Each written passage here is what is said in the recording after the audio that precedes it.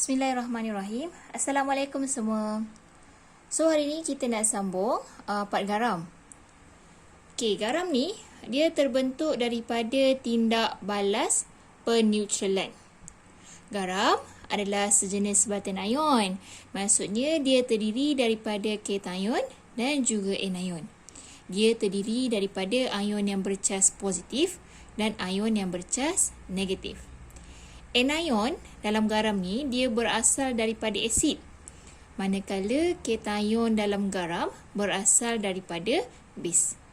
Bila asid bertindak balas dengan base, kita panggil sebagai tindak balas peneutralan. Tindak balas peneutralan ini akan menghasilkan garam. Jadi, apa maksud garam? Okay, garam adalah suatu sebatian yang terbentuk apabila ion hidrogen dalam asid digantikan dengan ion logam ataupun ion amonium.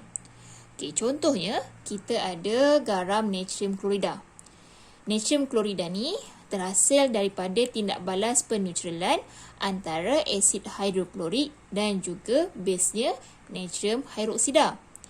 Jadi, natrium klorida adalah suatu sebatian yang terbentuk apabila ion hidrogen dalam asid hidroklorik ini digantikan dengan ion logam. Iaitu ion logam dia adalah ion natrium daripada base.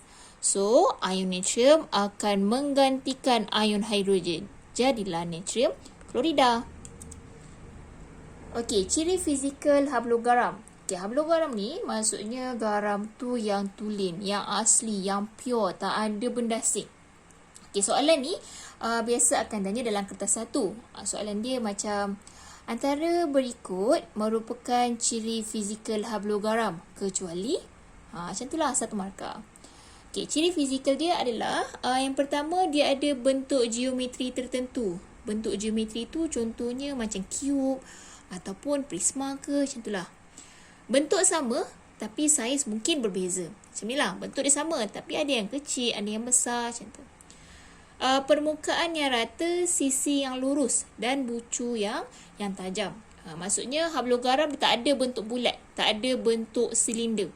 Kalau dibentuk segi 4 pun bucu dia mesti tajam, dia tak akan tumpul.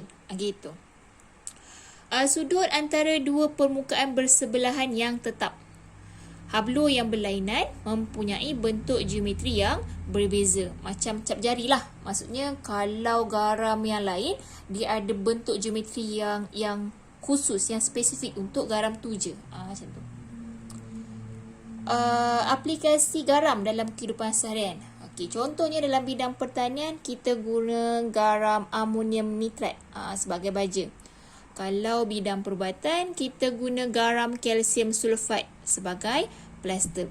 Kalau dalam bidang penyediaan makanan, yang ni kita guna hari-hari kan, garam natrium klorida digunakan sebagai perisa. Dalam bidang pengawitan, kita guna garam natrium benzoat untuk mengawit sos. Okey, ni dalam buku teks je. Garam kita boleh bahagikan kepada dua jenis, iaitu garam terlarutkan dan juga garam tak terlarutkan. Maksud garam terlarutkan tu adalah garam tu larut dalam air pada suhu bilik. Kalau garam tak terlarutkan, maksudnya garam tu tak larut dalam air pada suhu bilik. Okay, jadi kita kena tahu garam tu dia larut ke tak larut. Okay, contoh biasa akan macam ni. Nyatakan keterlarutan bagi garam plumbum sulfat. Dia larut ke tak larut? Jadi kita kena tahulah. This one. Kita dah bahagikan garam-garam ni kepada kumpulan-kumpulan tertentu. Contohnya yang pertama, garam nitrat. Apa maksud garam nitrat? Mana-mana sebatian garam yang ada ion nitrat, kita panggil sebagai garam nitrat. Contohnya macam kalium nitrat, dia garam nitrat. Argentum nitrat, dia garam nitrat. Kalau dia ada nitrat je, kita katakan dia garam nitrat. Okey.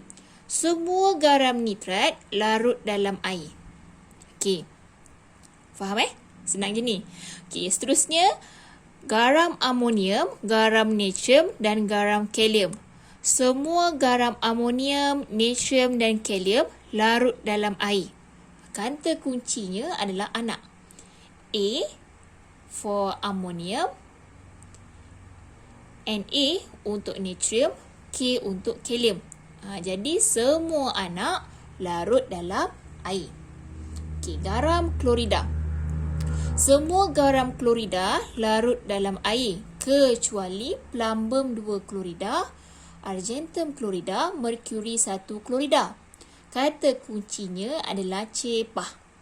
C. C ni for klorida. Formula bagi ion klorida Cl-. That's why lah cepah. C ni C. P for plumbum, A argentum, H untuk merkuri.